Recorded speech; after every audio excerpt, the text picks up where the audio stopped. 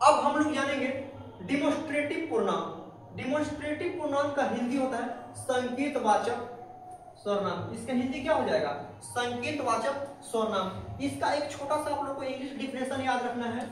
A pronoun that points out something, यानी कि जो किसी चीज की ओर संकेत करता है उसी को क्या कहा जाता है? Demonstrative pronoun. यानी कि डिमोस्ट्रेटिव प्रोनाउन देखिए इसका कार्य है किसी चीज को इंगित करना, इंडिकेट्स करना, या पॉइंट्स आउट करना, या उसके तरफ संकेत करना, या उसको इशारा करना, किसी चीज के बारे में बताया जाएगा तो इसको कहा जाता है डिमोस्ट्रेटिव प्रोनाउन। तो इसका हिंदी डिफिनेशन में आप लोगों को समझ में आ गया है, इंग्लिश डिफिनेशन भी समझ में आ गया है। अब इसके बारे में एग्जांपल समझते हैं। एग्जांपल में आपको समझना है सबसे पहले वर्ड्स वाइज, यानी कि वर्ड्स क्या होता है। तो वर्ड्स में हो जाते हैं this, that, this, those.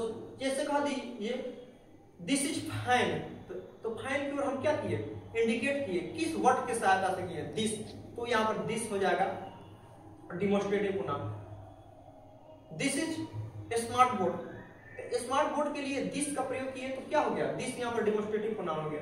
This is mobile, तो क्या हो गया? दिस इंडिकेट किया तो डिमोस्ट्रेटिव प्रोनाउन। आई होप ये भी आप लोग को समझ में आया होगा। सेंटेंस वाइज एग्जांपल आप लोग को यहाँ पर एकदम इजी दिख रहा होगा।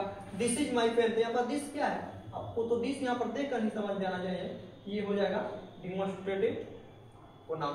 आप लोग को ये भी समझ में आ चुका है। इसका एक स्क्रीनशॉट ले लीजिए। अब देखेंगे आगे।